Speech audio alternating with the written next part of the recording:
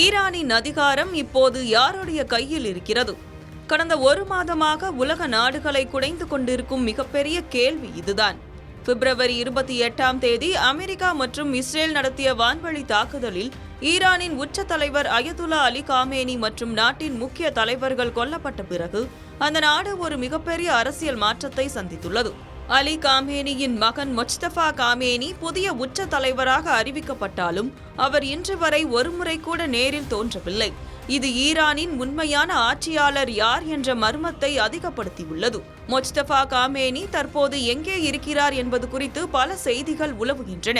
அவர் அந்த தாக்குதலில் பலத்த காயமடைந்து முகம் சிதைந்த நிலையில் இருக்கலாம் அல்லது அவர் ஒரு தீவிரமான கோமா நிலையில் இருக்கலாம் என்று அமெரிக்க அதிபர் டொனால்டு டிரம்ப் மற்றும் பாதுகாப்புத்துறை செயலாளர் பீட் ஹெக்ஸட் ஆகியோர் தெரிவித்துள்ளனர். அவர் ரஷ்ய அதிபர் புட்டினின் அழைப்பின் பேரில் மாஸ்கோ நகருக்கு சிகிச்சைக்காக சென்றிருக்கலாம் என்றும் கூறப்படுகிறது. ஆனால் ஈரானுக்கான ரஷ்ய தூதர் அலெக்சி டெட்டோவ் முஜ்தபா காமேனி ஈரானில்தான் இருக்கிறார் என்றும் பாதுகாப்பு காரணங்களுக்காகவே அவர் வெளியே வரவில்லை என்றும் விளக்கம் அளித்துள்ளார். தலைவரின் இந்த மர்மமான மறைவை பயன்படுத்திக் கொண்டு ஈரானின் புரட்சிகர பாதுகாப்பு படை என்று அழைக்கப்படும் IRGC இப்போது நாட்டின் முழு அதிகாரத்தையும் தன்வசப்படுத்தியுள்ளது.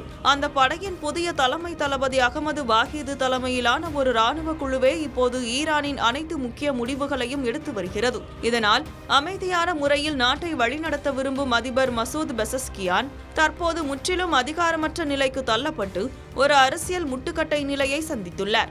அவர் உளவுத்துறை அமைச்சராக ஹொசைன் தெஹான் என்பவரை நியமிக்க முயன்றபோது IRGC அதனை தடுத்து நிறுத்தியது.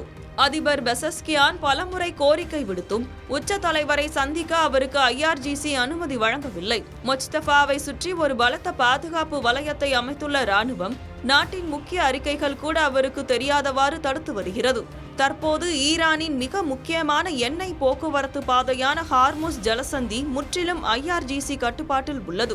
1979 புரட்சிக்கு பிறகு ஒரு சிறிய படையாக தொடங்கப்பட்ட IRGC இன்று எண்ணெய், வங்கி மற்றும் போக்குவரத்து துறைகளை உள்ளடக்கிய ஒரு மாபெரும் பொருளாதார பேரரசாக ஈரானில் உருவெடுத்துள்ளது. அமெரிக்காவுடன் பேச்சுவார்த்தை நடத்த ஈரான் மறுத்து வரும் நிலையில் அங்குள்ள பாதுகாப்பு அமைப்புகளே இப்போது நாட்டை முழுமையாக வழிநடத்தி வருகின்றன.